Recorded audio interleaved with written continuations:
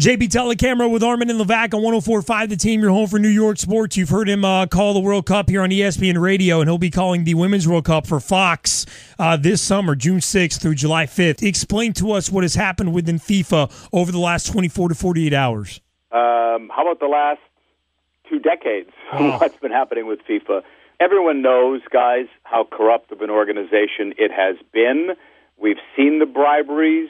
We've seen them reported. There have been investigations. There have been denials. There have been inquiries, all kinds of things. But this kind of puts it out on the front burner today. So nothing that happened today surprised me in terms of the charges. What surprised me was that it happened this morning as I woke up. Like, no one was expecting this. I didn't see any leaks on it.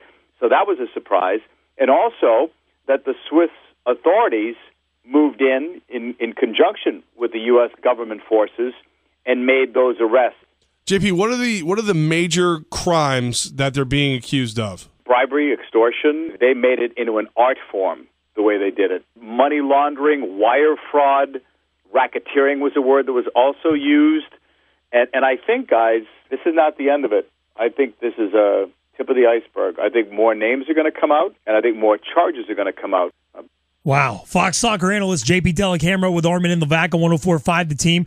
Does this mean anything for the future of the World Cups? I don't see how you can pull the World Cup away from Russia, let's say, because it's in 2018. I mean, the infrastructure is already in place.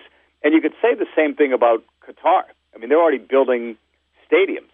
So the legalities are incredible when you think about it. Because if they took the World Cup away, let's say, from Qatar, with all the money that they have in that country, guaranteed lawsuits will be flying off the shelf. So I don't know if they can do that. I think they should do that, though, because morally, if you can prove that the votes were tainted, and everybody knows that they were, then I think there's got to be a mechanism to maybe open it up. But I'm being a realist because I do think that when you get lawyers involved and stadiums are already being built and contracts are signed and documents are signed and people are booking travel years in advance, all of that stuff, I think it's very, very difficult, not impossible, but very, very difficult to take a World Cup or an Olympic site away from the country. Fox soccer analyst JP Dellacamera with Armen and Levack, and that was going to be my next question. Did the bribery? Are we to believe that the corruption that that's being reported today, if that directly resulted with the World Cup being in Qatar? No, and also when you look at the countries that also wanted it, the United States, England. I mean, there were some safe choices to go to in 2022, but they chose Qatar, and I don't know about you guys, but I don't like secret ballots.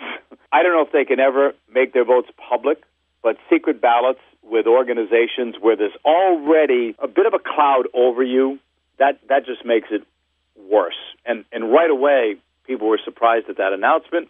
Right away, people, before any bribery news came out, people wondered how in the world could they award it to that country? Because everybody knows it's, 120 degrees or so in the summertime? So, and even if you played in air-conditioned stadiums, you can't air-condition the country. And sponsors need to take charge. They just have to. They have to take their names away from this. Or with the billions that they're spending, sponsors and television companies have to be the ones to lead the reform. Otherwise, if you leave it up to FIFA, it's not happening. JP, is it fair to say that the Qatar situation, the Qatar situation, is so clearly wrong that that's when everybody went, all right, man, we can't ignore this anymore? I don't know, because I think you'd have to find out, and I didn't see this anywhere, and there's so many stories out, so forgive me, I've read a few, but not a lot. I don't know when this investigation started. They say that this has been going on for the last 2 decades. So for all we know, this could have started many years ago. And I think it did, actually. It may have sped up the process, but I think they've been looking at this stuff for a while now, because some of these allegations go back quite a few years. I just think that they finally got all their ducks in a row and were able to present a case, and it looks like a pretty strong case, especially when people are already saying that they admit to their guilt, looking for a plea bargain, I'm sure. How bad does the world of soccer want the 2022 World Cup removed from Qatar? Very badly. I mean, it's shocking. It's shocking that it's even going there. The heat is one thing that those guys were talking about, but how about the fact that you're going to have to change when the World Cup is going to be played? So if you're going to play it in November and December, you're changing everybody's calendar around the world. All these leagues are playing during that time. MLS is the only one that's just about finishing with their MLS Cup in December. But even so, even MLS, right, you'd have to release players at least a month ahead of time. You could be taking players away from MLS during the worst time. So maybe MLS would also have to change their season that year. But I think it's a 2-year break because you can't change the schedule just for 1 year because then it would affect you for the next season as well. So I think that it's a huge mess. It should never have been awarded. If you could tell me that Qatar could host the World Cup in the summer, I'm okay with that.